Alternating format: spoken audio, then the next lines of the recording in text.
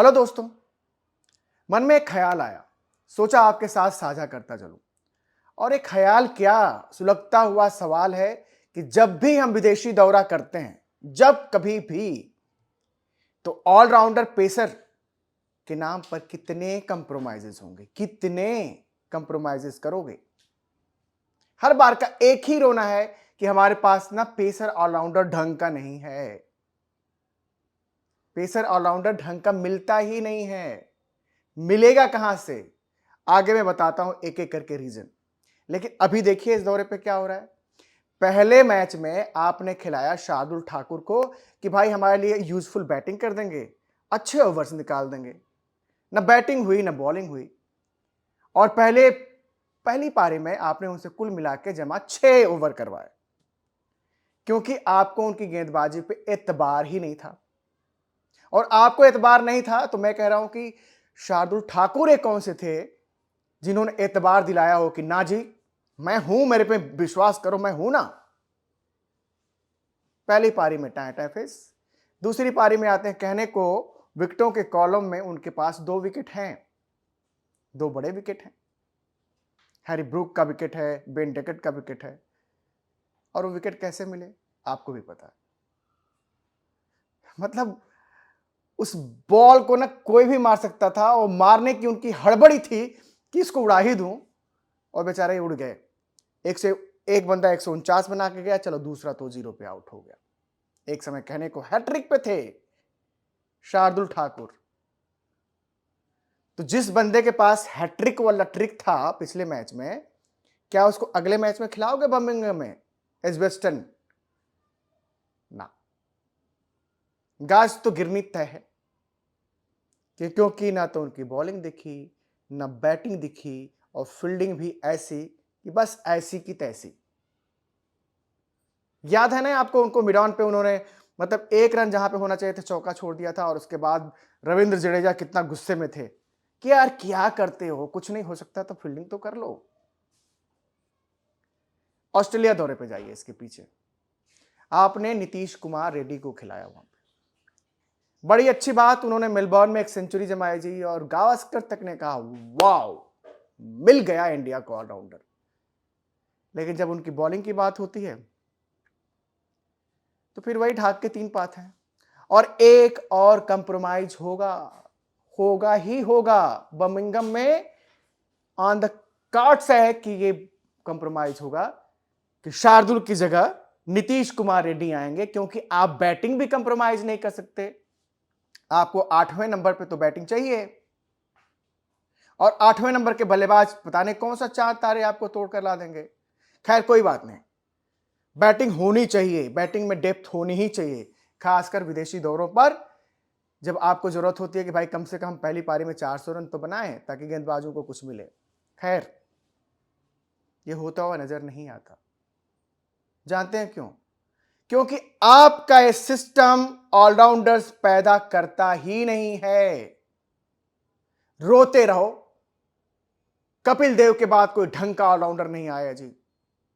चलो उसके बाद हार्दिक पांड्या आया, और इंडिया लकी है कि हार्दिक पांड्या आए और लिमिटेड ओवर्स में ही सही उनकी सेवाएं आपके साथ हैं। T20 में और वनडेयर्स में हार्ड लेंथ पे गेंदबाजी करते हैं, काबिलियत है उनमें, हर तरह की गेंदबाजी करते हैं, हर तरह का असलाह उनके पास है, और 1 इंच किसी को देते नहीं अपनी गेंदबाजी से। ये है हार्दिक पांड्या। लेकिन अनलिमिटेड नहीं है ना, वो भी लिमिटेड ओवर्स के लिए है। अनलिमिटेड ओवर्स के लिए नहीं है, टेस्ट मैचेस के लिए नहीं है। उन्होंने बोल दिया था कि मेरी बॉडी बर्दाश्त नहीं करेगी, मैं टेस्ट मैचेस नहीं खेल पाऊंगा। लो, उसके बाद बाबा जी का घंटा इतने दिन से बजा रहे हो, घंटी। ऑलराउंडर ढूंढ रहे हैं, ऑलराउंडर्स ढूंढ रहे हैं, दिया लेके ढूंढ रहे हैं, इधर उधर उधर उधर दिया लेके ढूंढ रहे हैं जी। ऑलराउंडर्स है तुम्हारे में? ओ नहीं, हाँ नहीं, हाँ नहीं, हमारा फर्स्ट क्लास बहुत मजबूत है, पैदा कर देगा। कहां से पैदा होगा? और ये जो नीतीश कुमार रेड्डी है ना, इनको भी शुक्र मना लो कि ये खोज है एक ऑस्ट्रेलियन की। पैट कमिंस नाम का कप्तान हैदराबाद का, उन्होंने उनको निखारा, जो कुछ भी निखरे हैं, सुधरे हैं गेंदबाजी में या बल्लेबाजी में। मतलब किसी भी कप्तान के लिए तो आसान होता ना, जब आजकल आप बैटिंग सब आ जाता है आपके पास, बॉलिंग सब आ जाता है, आप रिप्लेस कर देते हो। आपका आईपीएल तो यही चल रहा है ना। तो वहां पे पैट कमिंस भी ऐसा कर सकते थे कि नीतीश कुमार से बॉलिंग कराते, बैटिंग नहीं, बैटिंग कराते तो बॉलिंग नहीं, फिर हो जाता। ढूंढ लेते एक ऑलराउंडर। शुक्रगुजार होना चाहिए पैट कमिंस का, जो कुछ भी लिमिटेड एबिलिटी आई है या थोड़ी बहुत भी जो रेडी रेडी हुए हैं, वो उसकी बदौलत। आपका सिस्टम पैदा नहीं कर रहा है, आपका सिस्टम पैदा नहीं कर रहा है। जब आईपीएल में ये नियम होगा कि बल्लेबाज को बैठा के अगली पारी में आप गेंदबाज ले आते हो, गेंदबाज को बैठा के बल्लेबाज ले आते हो, प्योर बल्लेबाज प्योर गेंदबाज, रिप्लेसमेंट ऐसे होता है। ऑलराउंडर्स कहां से आ जाएंगे भाई? ऑलराउंडर्स का खेल कहां रहा? और वो आईपीएल आपके लिए बहुत बड़ी भूमिका निभाता है। मानो ना मानो आपकी टेस्ट टीम भी आईपीएल के आधार पर चुनी जाती है। तो ऑलराउंडर आएगा कहां से? आसमान से टपक के आ जाएगा क्या कि लो मैं सुपरमैन हूं, आ गया, लो मैं आ गया, बाबा जी का घंटा आ गया। और बनाओ ऐसे नियम। और कितने कप्तानों ने विरोध किया यार, एमएस धोनी से लेके मतलब हर किसी ने, बड़े कप्तानों ने, कि यार ये नियम खराब है, किल कर देगा आपके ऑलराउंडर्स को। जो भी थोड़ी बहुत लिमिटेड एबिलिटी बंदों में है उनको भी किल कर देगा। बिकॉज अगर आप मान लीजिए कि आप में थोड़ी बहुत बॉलिंग की कैपेसिटी है, अच्छी बॉलिंग कर लेते हो, 4 ओवर कर लेते हो चलो, और बैटिंग की भी है, तो आपकी लिमिटेड बैटिंग के लिए कप्तान तो नहीं जाएगा, फिर वो एक विशुद्ध बल्लेबाज को ले आएगा, है ना? फिर तो कहां से निखरोगे? हमेशा बिखरोगे ही बिखरोगे। और ये और तो और ये डोमेस्टिक तक में लागू कर दिया गया था, जिसको अब वापस किया गया है। आपको आईपीएल से भी ये नियम हटाना पड़ेगा, तभी जाके कुछ आपको बंदे मिलेंगे। और आपके लोग कहां हैं यार, जो जैसा मैंने कहा कि दिया लेके ढूंढते रहते हैं ऑलराउंडर्स, वो लोग कहां हैं ढूंढने वाले? ये आईपीएल की टीमें, उनके उनका उनका जो टैलेंट हंट प्रोग्राम चलता है, वो तो अपने लिए कुछ ना कुछ सितारे लेके आते हैं नए नए। आपका ये पूरा सिस्टम देश भर में से एक पेसर ऑलराउंडर क्यों नहीं ढूंढ पा रहा है? और भले ही कड़वी बातें लगती हैं अंग्रेजों की, लेकिन नासिर हुसैन ने बोला तो ठीक ही कि इंडिया डोमिनेट करता रहा है अपने घर पे जस्ट बिकॉज इंडिया के पास जो स्पिनर्स खेलते रहे हैं उनमें बहुत ज्यादा क्षमता थी बल्लेबाजी की, चाहे आर अश्विन हो, चाहे अपनी विकेटों पे रविंद्र जडेजा हो, चाहे अक्षर पटेल हो, they are as good as batsman की ऊपर वालों की बराबर में। और कितने बार वो संकट मोचक साबित हुए हैं, कितने बार मैन ऑफ द मैच जीते। और आर अश्विन ने तो इतनी बार मैन ऑफ द सीरीज भी जीती है, ना सिर्फ अपनी बॉलिंग की बदौलत बल्कि contribution in batting as well. लाओगे कहां से? स्पिनर्स ऑलराउंडर्स तो मिल जाएंगे, पेसर ऑलराउंडर कहां से लाओगे? तो कंप्रोमाइज करोगे आप, हर विदेशी दौरे पे कंप्रोमाइजेस करोगे।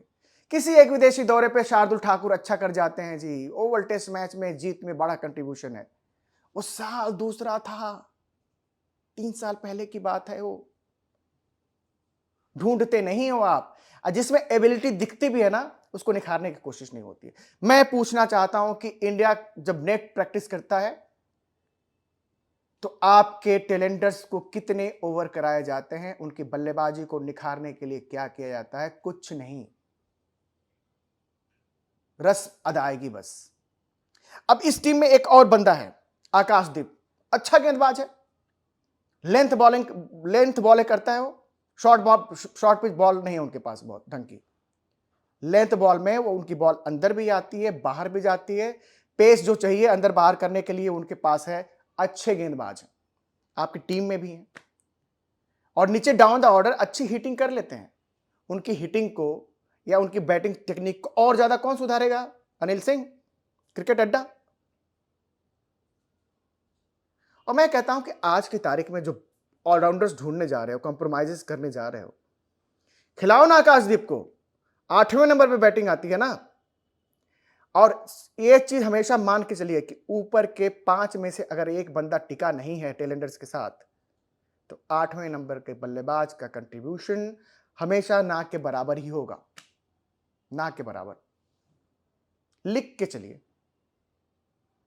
8वें नंबर के बल्लेबाज से बल्लेबाजी कराने के लिए ऊपर के एक बड़े बल्लेबाज को उसके साथ रुकना पड़ेगा और डिसाइड करना पड़ेगा कौन सा ओवर इसको खेलने को दूं और कौन से ओवर के लिए 5 गेंद खेल के छठी गेंद पे मैं स्ट्राइक बदल के फिर से अगला ओवर खेलता हूं। करो, लेकिन कंप्रोमाइज मत करो। या कैपेसिटी है तो सिर्फ 4 गेंदबाजों के साथ उतरो यार, 7 विशुद्ध बल्लेबाज खिला लो, या फिर 5 गेंदबाजों के साथ उतरो और ऊपर के बल्लेबाजों को बोलो कि भाई रिस्पॉन्सिबिलिटी आप लोगों को लेनी पड़ेगी, बिकॉज हमें गेंदबाजी में 5 प्योर बॉलर्स की जरूरत है। करोगे? गट्स होना चाहिए फिर। अब गट्स नहीं होता है तो फिर क्या? फिर आलोचना से भी मत डरो। आलोचना से जब तक डरते रहोगे तब तक कंप्रोमाइजेस करते रहोगे। लिख के रख लो। आलोचना से डरो मत, घबराओ मत कि लोग कहेंगे कि यार ऑलराउंडर खिला लिया होता अगर बैटिंग कोलैप्स कर गई तो। अरे कोई नहीं बोलने वाला, आप हो ना, आप लोग चलाते हो ना टीम को, इतनी तो समझ होनी चाहिए। एक ऐसे खिलाड़ी को चुन लेते हो ना गेंदबाज है ना बल्लेबाज है, कहने को ऑलराउंडर है। ऑलराउंडर टेस्ट मैचेस में ले जाके नहीं बनाओगे, डोमेस्टिक में बनाओगे। ऑलराउंडर मैच में उतार के नहीं बनाओगे, नेट्स पे उससे बैटिंग कराओगे। कराते नहीं हो, ये सच है, हकीकत है। मैंने क्रिकेट कवर की है, देश में भी विदेश में भी जा जाकर, और हमेशा की ये प्रॉब्लम रही है। एक टाइम पे अच्छा था कि नीचे बल्लेबाज नीचे वाले जो ना अपने विकेटों पे प्राइस देते थे, जैसे भुवनेश्वर कुमार ही थे, ठीक ठाक पारियां खेल लेते थे। ईशांत शर्मा रन नहीं बनाएंगे लेकिन आके वहां पे खूंटा गाड़ के खड़े हो जाएंगे, ऊपर का बल्लेबाज बैटिंग कर सकता है, डिफेंस इतना मजबूत था। अब तो कुछ है ही नहीं, नहीं है। और ये रोना रहेगा, और कब तक रहेगा इस बात की कोई गारंटी नहीं है, बिकॉज आपका सिस्टम चौपट है। ऐसा ना मसाला क्रिकेट आपने बना रखा है आईपीएल को,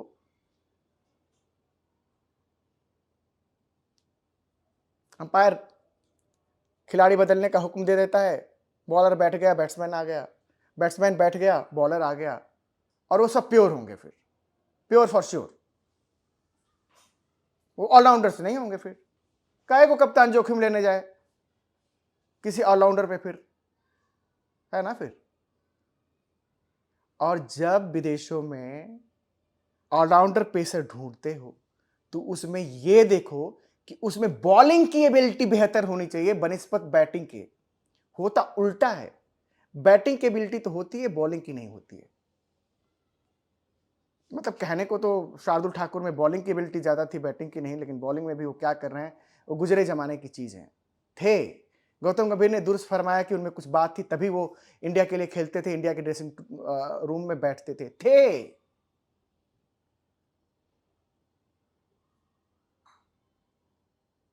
हैं के लिए कुछ करना कराना पड़ता है। रोते रहो, रोते धोते रहो, जितना रोते धोते रहोगे। कंप्रोमाइजेस करो, कितने कंप्रोमाइजेस करो, करते रहो। गट्स है, दम है तो बोलो कि हम 5 प्योर बॉलर्स के साथ जा रहे हैं, उनमें नहीं है बैटिंग एबिलिटी, नहीं है। ऊपर वाले बल्लेबाजों तुम एक्स्ट्रा लो, रिस्पॉन्सिबिलिटी करते रहो इसको। पता नहीं दोस्तों आप इस बात से इत्तेफाक रखते हैं कि नहीं रखते हैं, लेकिन आप ये बात सच है कि आपका ये सिस्टम ऑलराउंडर्स का कातिल है। ऑलराउंडर्स बनाने वाला नहीं है, बिगाड़ने वाला है। इसी के साथ इस वीडियो में इतना ही। प्लीज प्लीज प्लीज चैनल को सपोर्ट करते चलिए यार दोस्तों, सब्सक्राइब करते चलिए please. Have a great day, bye bye.